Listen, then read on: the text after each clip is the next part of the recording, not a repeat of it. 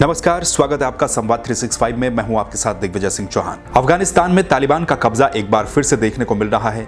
ऐसे कई social media पर वीडियोस और फोटोज साफ तौर पर देखे जा सकते हैं जिसमें लोग अपनी जान को बचाने के लिए भागते हुए नजर आ रहे हैं। एयरपोर्ट्स पर हजारों की तादाद में लोग एक ही प्लेन में बैठने को तैयार हैं। यहां तक कि ऐसे वीडियो भी सामने आए हैं जिसमें कि उड़ते हुए हवाई जहाज से कुछ लोग गिरते हुए भी देखे जा सकते हैं।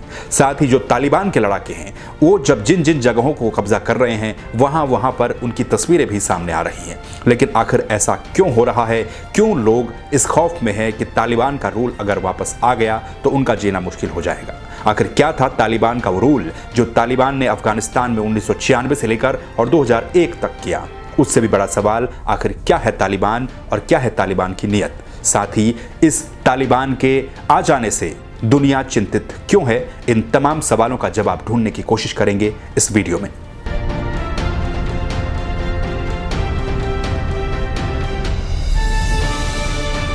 तालिबान के अफगानिस्तान में आ जाने से जो घटनाक्रम इस वक्त दुनिया में चल रहा है उसको जानने के लिए अफगानिस्तान के इतिहास पर नजर डालना जरूरी है। अफगानिस्तान के इतिहास से जुड़ी हुई वो बातें जिनसे तालिबान का उदय होगा और फिर हम समझने की कोशिश करेंगे वर्तमान जो घटनाक्रम है उसको। लेकिन उसको जानने से पहले थोड़ी सी नजर डालेंगे अफगानिस्तान के ऊपर। अफगानिस्तान साउथ एशिया का एक देश है जिसकी सीमाएं पाकिस्तान, तुर्कमेनिस्तान, ईरान, तजाकिस्तान और उज्बेकिस्तान से महत्वपूर्ण रूप से मिलती हैं। अफगानिस्तान में ग्रामीण इलाका काफी ज्यादा है। यह भी कहा जा सकता है कि पूरा अफगानिस्तान लगभग ग्रामीण इलाके में बसता है। शहरी इलाका काफी कम है। इसकी एक बड़ी वजह यह है कि अफगानिस्तान में विकास काफी कम रहा है, लोग काफी कम पढ़े लिखे हैं। वो इसलिए क्योंकि पूरा का पूरा अफगानिस्तान लगभग ट्राइबल इलाके में है, यानी कि जो ट्राइबल इलाका यहाँ पर है वो काफी ज्यादा है। अफगानिस्तान की राजधानी काबुल है। काबुल और कंधार दो ऐसे शहर हैं जिनको कि अफगानिस्तान में शहर कहा जा सकता है। इसके अलावा पूरा का पूरा अफगानिस्तान लगभग ग्रामीण परिवेश में नजर आता है।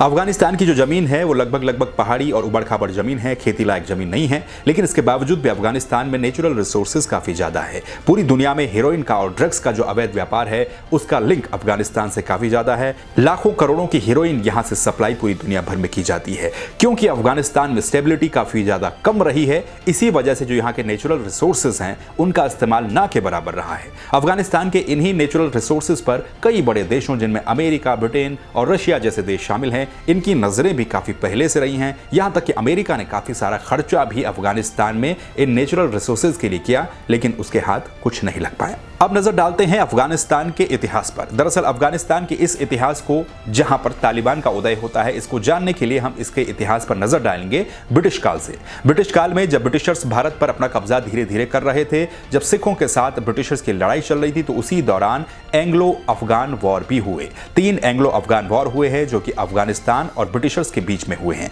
इनमें पहला एंग्लो अफगान वॉर 1839 में हुआ जिसमें ब्रिटिशर्स को हार का सामना करना पड़ा। दूसरा एंग्लो अफगान वॉर ब्रिटिशर्स जीते, लेकिन तीसरे में फिर उन्हें हार का सामना करना पड़ा। साल 1919 तक आते आते ब्रिटिशर्स ने अफगानिस्तान को पूरी तरह से आजाद घोषित कर दिया। यहां से शुरू होती है अफगानिस्तान की कहानी। अंग्रेजों के चले जाने के बाद अफगानिस्तान में राजशाही आ गई, यानी कि मोनार्की आ गई। साल 1933 से लेकर और 1973 तक अफगानिस्तान के राजा रहे जाहिर शाह। जाहिर शाह जब यहाँ के राजा थे तो जाहिर शाह ने काफ़ी सारे रिफॉर्म करने की कोशिश की, काफ़ी सारे कामों को करने की उन्होंने कोशिश की, लेकिन इसके बावजूद भी 1973 में यहाँ के राजा जाहिर शाह का एक बार फिर से तख्ता पलट हो गया और तख्ता पलट किया उनके चचेरे भाई मोहम्मद दाऊद खान ने। 1973 में जब मोहम्मद दाऊद खान ने अफगानिस्तान में तख्ता पलट किया तो उन्हें समर्थन पूरी तरह से मिला पीडीपीए का। दरअसल पीडीपीए अफगानिस्तान की एक राजनीतिक पार्टी है जिसका पूरा नाम है peoples democratic party of Afghanistan.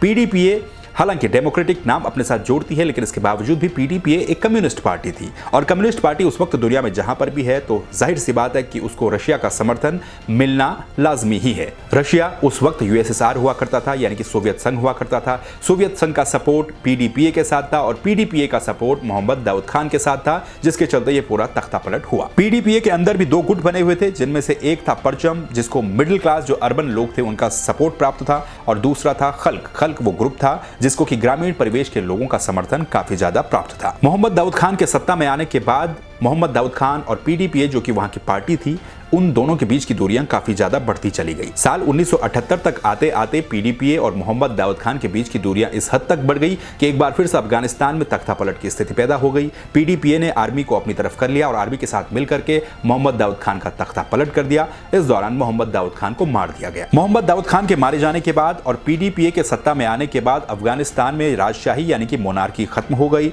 Democratic एक स्टेट के रूप में अफगानिस्तान सामने आया। पीडीपीए ने यहां पर अपने काम शुरू किए क्योंकि कम्युनिस्ट विचारधारा की पार्टी थी, तो जाहिर सी बात है कि सोशल इक्वालिटी की बातें वहां पर होने लगी, महिलाओं को अधिकार देने की बात होने लगी, लैंड रिफॉर्म की बात होने लगी, जो तमाम चीज़ें थी डेवलपमेंट की बातें होने लगी। लेकिन ये बातें अफगानिस्तान को जनता को उस वक्त रास नहीं आई क्योंकि अफगानिस्तान की जनता, जैसा कि मैं आपको बता चुका हूं, बेहद कम पढ़ी लिखी थी, ट्राइबल लोग थे, उनके जो अपने रीति रिवाज थे वो उन पर ज़्यादा विश्वास करते थे। उनका मानना यह था कि पीडीपीए ऐसा करके उनके रीति रिवाजों को नष्ट करने का काम कर रही है और पीडीपीए के खिलाफ नाराजगी लोगों में धीरे धीरे बढ़ती चली गई। इस नाराजगी को दूर करने के लिए सोवियत संघ ने उस वक्त अपनी फौज अफगानिस्तान में भेज दी और यहीं से एक क्लैश शुरू हो जाता है पीडीपीए सरकार के बीच और जो वहां के ट्राइबल लोग थे, जो अफगानिस्तान के लोग थे, उन दोनों के बीच। 1978 के इस दौर में सोवियत संघ ने जब अपनी सेना अफगानिस्तान में भेजी तो अफगान सोवियत वॉर शुरू हो गया। यह अफगान सोवियत वॉर जब शुरू हो गया तो इसके बाद अब यहां पर एंट्री होती है अमेरिका की, क्योंकि उस वक्त जो जियोपॉलिटिक्स थी उसमें जहां जहां पर सोवियत संघ रहेगा वहां पर अमेरिका भी जरूर उसको चुनौती देने के लिए सामने आएगा। लेकिन उस वक्त अमेरिका डायरेक्टली इस वॉर में नहीं कूदा, बल्कि अमेरिका पाकिस्तान के थ्रू इस वॉर में गया। कहा जाता है कि उस वक्त पीडीपीए, जिसको कि सोवियत संघ की सेना का समर्थन था, उनके खिलाफ जो अफगानिस्तान के ट्राइबल लोग थे, जो वहां के मुजाहिद थे, उनको भड़काने का काम, उनको हथियार देने का काम, उनको पैसे देने का काम अमेरिका ने काफी बड़े पैमाने पर किया। और यह पैसा अमेरिका ने पाकिस्तान के थ्रू, पाकिस्तान की एजेंसी आईएसआई के थ्रू वहां पर पहुंचाया। सिर्फ अमेरिका ही नहीं, उस दौर में सऊदी अरब, ईरान, ये ऐसे देश थे जो कि लगातार वहां के जो मुजाहिद हैं उनको ट्रेनिंग दे रहे थे, उनको पैसे दे रहे थे, उनको हथियार दिए जा रहे थे और उनको मजबूत करने का काम किया जा रहा था। यह सब इसलिए ताकि अफगानिस्तान से सोवियत संघ वापस चला जाए। सोवियत संघ को खदेड़ने के लिए यह पूरी की पूरी प्लानिंग की गई और बड़े पैमाने पर मुजाहिदों को वहां पर ट्रेनिंग दी गई। साल 1989 आते आते सोवियत संघ ने अपनी पूरी सेना को अफगानिस्तान से वापस बुला लिया, यानी कि सोवियत संघ की वापसी अफगानिस्तान से होती है। लेकिन इसी बीच अब इस कहावत का भी जन्म होता है कि दूसरों के लिए खोदा गया खड्डा खतरनाक हो सकता है, उसमें खुद के गिरने की संभावनाएं भी हो सकती हैं। ऐसा ही कुछ अमेरिका और दूसरे देशों के साथ हुआ। 1990 में जब सोवियत संघ की सेना वापस लौट गई तो उसके बाद अफगानिस्तान में काफी सारे छोटे छोटे कट्टरपंथी ग्रुप थे, वो उभर करके सामने आए। जिन लोगों को अमेरिका ने सपोर्ट किया था, जिन लोगों को दूसरे देशों ने सपोर्ट किया था, पैसा दिया था, हथियार दिए थे, उन लोगों ने पीडीपीए के खिलाफ बगावत करी और वो धीरे धीरे मजबूत होने लगे। सोवियत संघ की सेना के वापस चले जाने के बाद 1990 से लेकर 1996 तक पूरा का पूरा ये वो दौर था जब अफगान सरकार और वहां के जो ट्राइब्स हैं, यहाँ वहां के जो मुजाहिद संगठन थे, उनके बीच में सिविल वॉर शुरू हो गया। इस गृह युद्ध में कई लोग मारे भी गए। लगातार सरकार को बैकफुट पर धकेलने की कोशिशें चलती रही और इसी बीच अब जन्म होता है तालिबान का। साल 1994 ये वो साल था जब तालिबान पहली बार अस्तित्व में आया। तालिबान का मतलब ही होता है रिलीजियस स्टूडेंट, यानी कि धार्मिक छात्र। तालिब शब्द का अर्थ होता है, ये एक पश्तो वर्ड है और 50 स्टूडेंट के साथ तालिबान की स्थापना की थी मुल्ला मोहम्मद उमर ने। साल 1994 में जब तालिबान बना तो तालिबान को बहुत सारे लोगों ने, वहां के लोगों ने अपना समर्थन भी दिया, सपोर्ट भी किया, क्योंकि जैसा कि मैं लगातार आपको ये बता रहा हूं कि अफगानिस्तान में एक स्टेबिलिटी देखने को नहीं मिली, अनस्टेबिलिटी काफी ज्यादा देखने को मिली। लोग लगातार निराश थे जिस तरह की स्थितियां अफगानिस्तान में थे। ऐसे में तालिबान से पहले पहले लोग काफी ज्यादा प्रभावित भी हुए और मात्र 2-3 महीनों के अंतराल में ही तालिबान से काफी सारे लोग जुड़ गए। धीरे धीरे तालिबान ने यहां से शहरों पर कब्जा करना शुरू किया और 1994 में 50 स्टूडेंट के साथ बना तालिबान 1996 तक आते आते पूरे अफगानिस्तान पर हावी हो गया। मात्र 2 सालों में ही तालिबान ने अफगानिस्तान के कई सारे शहरों पर कब्जा कर लिया। साल 1996 में अफगानिस्तान की राजधानी काबुल पर तालिबान ने अपना कब्जा किया और उसके बाद इस्लामिक अमीरात ऑफ अफगानिस्तान की स्थापना की। पूरी तरह से तालिबान अब अस्तित्व में आ चुका था, पीडीपीए की सरकार हट चुकी थी। अब अफगानिस्तान को पूरी तरह से मॉनिटर कर रहा था तालिबान। अब हम बात करेंगे कि आखिर वो तालिबान का रोल कैसा था। साल 1996 से लेकर और 2001 तक अफगानिस्तान में तालिबान का शासन रहा। तालिबान के इस शासन में जिसकी अब आशंका जताई जा रही है और जिस वजह से आप इन तस्वीरों को देख रहे हैं, इसके पीछे वजह क्या है ये आप इस शासन से समझिए। हालत इतनी थी कि औरतों को कोई भी आज़ादी वहां पर नहीं थी। औरतें बिना अपने मेल गार्जियन के घर से बाहर नहीं निकल सकती थी, हील्स नहीं पहन सकती थी, तेज आवाज में बात नहीं कर सकती थी, अपनी बालकनी या फिर छत पर नहीं जा सकती थी, कोई फोटोज नहीं खिंचवा सकती थी, उनकी एजुकेशन को बंद कर दिया गया, एजुकेशन नहीं ले सकती थी, नौकरियां नहीं कर सकती थी, जहां जहां पर महिलाएं काम करती थी उनको वहां से निकाल दिया गया। यहां तक कि मनोरंजन के संसाधन, टीवी बंद कर दिए गए, म्यूजिक बंद कर दिए गए, तमाम चीजों को बंद कर दिया गया। स्पोर्ट्स यानी कि खेल कूद पर बैन लगा दिया गया। वेस्टर्न कपड़े, कोई भी चाहे वो पुरुष हो या फिर महिला हो, वेस्टर्न कपड़े नहीं पहन सकते थे, वेस्टर्न किताबें नहीं पढ़ सकते थे। मर्द जो थे उनको दाढ़ी रखना बेहद जरूरी था, पठानी जो वेशभूषा होती है वो पहनना जरूरी था। हर किसी को सुन्नी में कन्वर्ट किया जा रहा था और जो धार्मिक पुलिस थी उस तक का गठन वहां पर कर दिया गया था। जो दूसरे धर्म के लोग हैं उन पर काफी ज्यादा अत्याचार वहां पर किए गए थे, यहां तक कि वहां जो बुद्ध का स्टैचू था उसको भी गिराया गया। तो ये तालिबान के शासन की महत्वपूर्ण बातें थी, किस तरह से तालिबान ने वहां पर अपना शासन चलाया। यही वो आशंकाएं हैं जो आज एक बार फिर से जीवित हो उठी हैं। इसके अलावा क्या हुआ? इसके अलावा ये हुआ कि 1996 से लेकर और 2001 तक दुनिया भर में आतंकवाद बढ़ता चला गया और इस पूरे आतंकवाद का गढ़ था, पूरे आतंकवाद का ठिकाना था अफगानिस्तान। अफगानिस्तान से ही चाहे वो अलकायदा हो, चाहे वो हिजबुल हो, चाहे वो लश्कर तैयबा हो, सभी संगठन वहीं से संचालित होते थे और दुनिया भर में आतंकी गतिविधियां बढ़ती चली गई। तो तालिबान के शासन में क्या कुछ होता था वो मैंने आपको बताया। अब बात 2001 की। आखिर 2001 में ऐसा क्या हुआ कि तालिबान का शासन अफगानिस्तान से खत्म हो गया? दरअसल ये वो दौर था जब अफगानिस्तान में तालिबान शासन के अंदर कई सारे आतंकी संगठन पनप रहे थे, इनका ठिकाना अफगानिस्तान बन गया था।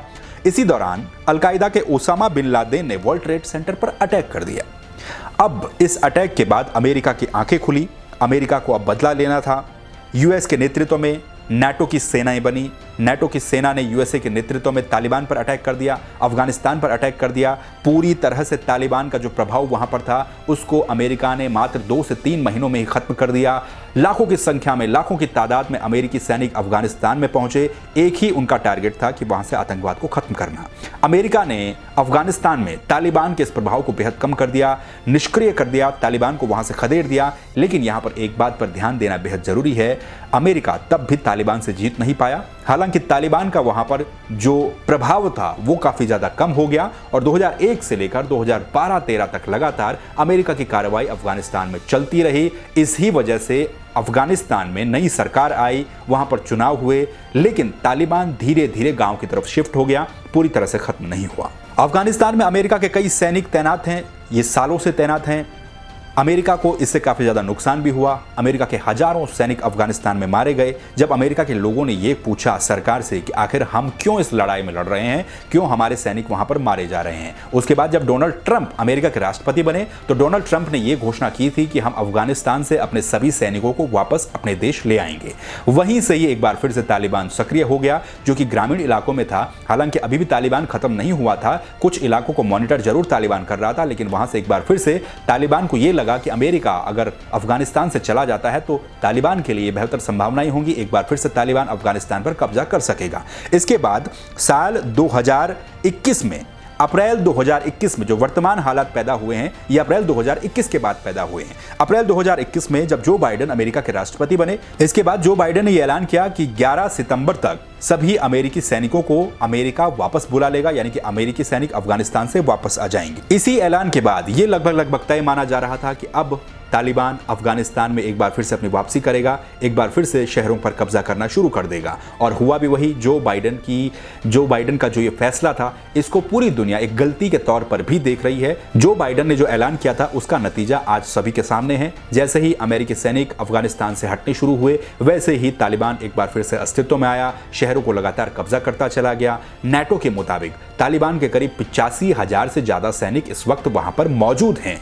लेकिन जो उम्मीद थी, जो आशंकाएं थी, उससे भी काफी तेज तालिबान ने पूरे अफगानिस्तान पर कब्जा कर लिया। अफगानिस्तान के राष्ट्रपति, अफगानिस्तान की सेना, अफगानिस्तान की सरकार सभी ने लगभग तालिबान के सामने सरेंडर कर दिया। और आज स्थिति यह है कि काबुल एयरपोर्ट पर जहाज़ों पर लोग हजारों की संख्या में बैठने को तैयार हैं। हालांकि अमेरिका, भारत और दूसरे देशों के भी कई नागरिक इस वक्त अफगानिस्तान में फंसे हुए हैं। हर कोई अपने नागरिकों को वहां से निकालने की कोशिश कर रहा है। लोगों को यही शंका है, लोगों को यही डर है कि जो शासन तालिबान का जो दौर अफगानिस्तान में देखा गया था 1996 से 2001 में, वो दौर एक बार फिर से न आ जाए। यही वजह है कि लोग वहां से भागने की कोशिश कर रहे हैं, क्योंकि उस दौर में भी लोग बड़ी संख्या में वहां से माइग्रेट हुए थे, भागे थे। कुछ लोग पाकिस्तान चले गए, कुछ लोग दूसरे देशों में चले गए, और यही स्थिति आज एक बार फिर से देखने को मिल रही है। अब इस पूरे घटनाक्रम का लबो-लुआब ये कि इससे दुनिया पर असर क्या पड़ेगा, दुनिया चिंतित आखिर क्यों है। सबसे बड़ी चिंता इसी बात को लेकर है कि तालिबान ने जो चीज़ें 1996 से 2001 के बीच दिखाई थी, क्या वही चीज़ें दुनिया फिर से देखेगा? क्योंकि उस वक्त कंधार में भारत का भी एक हवाई जहाज IC-814 हाईजैक हुआ था, उसमें भी तालिबान की भूमिका काफ़ी महत्वपूर्ण थी। इसके अलावा जितने भी भारत पर अटैक हुए वो सारे मॉनिटर अफगानिस्तान से किए गए, तालिबान के अंडर किए गए। ऐसे में एक संभावना ये भी दुनिया भर के सामने है कि अगर तालिबान एक बार फिर से रूल करता है अफगानिस्तान में, तो क्या एक बार फिर से जो आतंकी संगठन है उनको पनाह देगा, उनको वो बढ़ाने की कोशिश करेगा। ये तमाम शंकाएं हैं, आशंकाएं हैं, लेकिन इसी बीच सबसे ज़्यादा स्थिति दयनीय अफगानिस्तान की जनता की बनी हुई है। लेकिन यूनाइटेड नेशन और जो दुनिया की बड़ी शक्तियां हैं वो सब इस पर मौन नज़र आ रही हैं। ये थी पूरे अफगानिस्तान की कहानी, तालिबान की कहानी। कैसे तालिबान का जन्म हुआ, क्या अफगानिस्तान का इतिहास रहा और क्यों ये घटनाक्रम आज देखने को मिल रहा है, इसके पीछे लोगों की आशंकाएं क्या क्या हैं। संवाद 365 को सब्सक्राइब कर दीजिए। फिर मिलेंगे नई खबरों के साथ, तब तक के लिए नमस्कार।